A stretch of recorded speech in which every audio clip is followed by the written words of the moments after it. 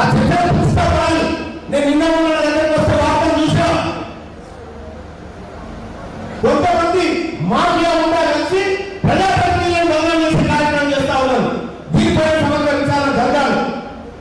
అసలు ఎవరు ఏం చేస్తా ఉన్నాడు, అటవీ సంపద ఎందుకు తగ్గుతా ఉంది, ఎందుకు ఎక్కడ ఈ భూమ పంచాయతీ జరుగుతా ఉంది పైన సమగ్ర విచారణ చేసి అది మా ప్రజాప్రతినిధి తప్పు చేస్తే నిజంగా తప్పు చేసి మీరు ఓపెన్గా ప్రకటించండి. కాబట్టి ఆలయం నియోజకవర్గం వార్తలలోకి తప్పుడు విధానంలోకి రాకూడదు. ఈ నియోజకవర్గంలో 100% సాధించడం గొప్ప పేరు రావాలి. ఈ నియోజకవర్గానికి 100% పెన్షన్ ఇస్తున్నటువంటి పేరు రావాలి. కానీ ఇటీవల కాలంలో జరగలేదు. కరెక్ట్ గా మరి అధికారుల నిర్లక్ష్యమా ఇంకో చూడండి. కానీ ఎట్టి పరిస్థితుల్లో ఈ నియోజకవర్గం ఇది మిగతా నియోజకవర్గాల ఆదర్శవంతమైన నియోజకవర్గంగా ఉండాలి.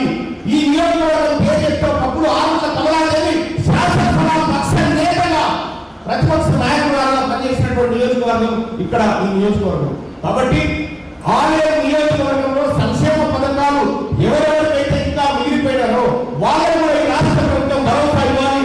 మన సోదరుడు భీమయ్య గారు విప్లవం ఇక్కడ రాష్ట్ర ప్రభుత్వానికి చాలా దగ్గరకు ఉన్నటువంటి వ్యక్తి కాబట్టి ఇంకా ఎవరైనా మిగిలిపోతే వాళ్ళందరికీ సంక్షేమ పథకాలు అందించడం కోసం ఏ పార్టీని చూడకుండా, ఏ కులం చూడకుండా, ఏ మతం చూడకుండా అందరికీ అన్నం పెట్టేటువంటి కార్యక్రమం చేయాలని చెప్పి ఐలన్న గారిని సూచన చేస్తా ఉన్నాం.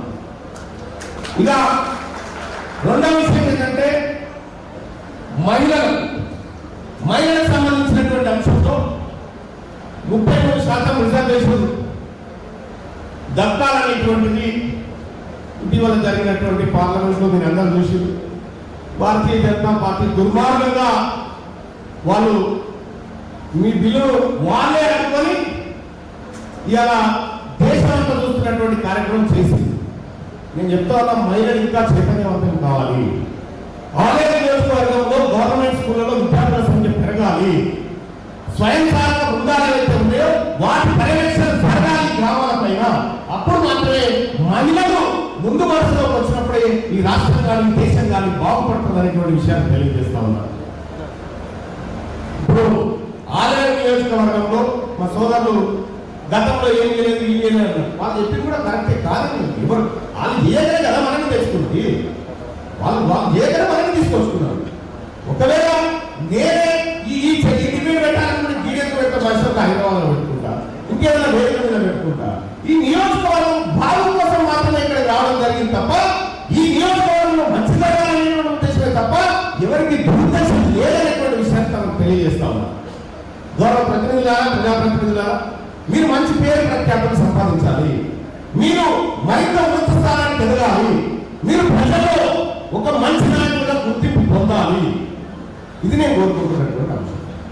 చాలా మంది మిత్రులు కూడా సరే ఒకప్పుడు మేమంతా కలిసిమెలిసి ఉన్నటువంటి వాళ్ళని ఇప్పటికి కూడా వేసజాలు లేవు. అయినప్పటికీ కూడా రాజకీయాలలో తీర్మానం వలన ద్రోహ ఏందనేది ఇప్పుడు ఒక్కసారి చేయలేబట్టి తెలుసుకుంటుంది. కాబట్టి కాంగ్రెస్ పార్టీకి 100% ఓడిపోయింది. మోసం చేసిన కాంగ్రెస్ పార్టీ 100% ఓడింది. 42% బీసీ రిజర్వేషన్ ఇస్తామని మోసం చేసిన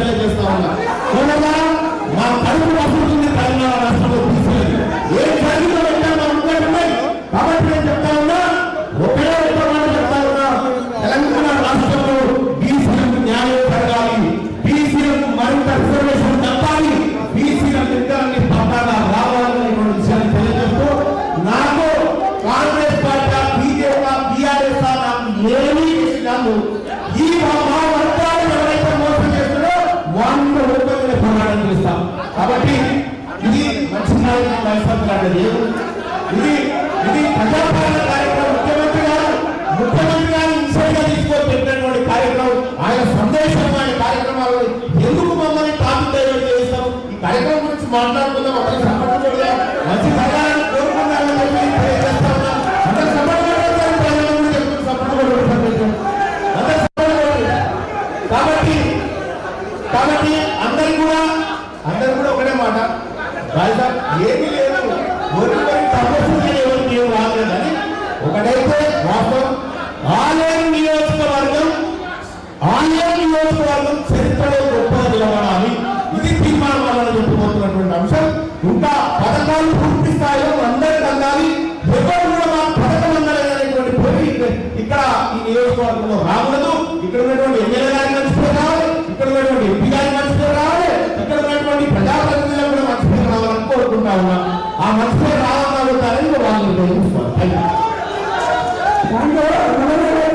ఎందుకంటే ఇక్కడ చాలా మంది మహిళలు ఉన్నారు, మాట్లాడారు. ఎందుకంటే ఉచిత పథకాల నుంచి మాట్లాడారు. ఉచిత బస్ అనేది మన తెలంగాణ రాష్ట్రంలో ఎంత అప్రిషియేట్ వస్తుందో మనందరం కూడా అర్థం చేసుకోవాలి. మీరు ఎమ్మెల్సీగా పోటీ చేసినప్పుడు కూడా ఇదే పథకాల మీద ఇదే మీడియాలో మాట్లాడుతున్నారు. ఉచిత పథకాల నుంచి మహిళల మీద మాట్లాడితే మహిళలు క్షమించరు. గౌరవ శోభారాణి గారు సూచన చేసినారు, స్వీకరిస్తున్నారు.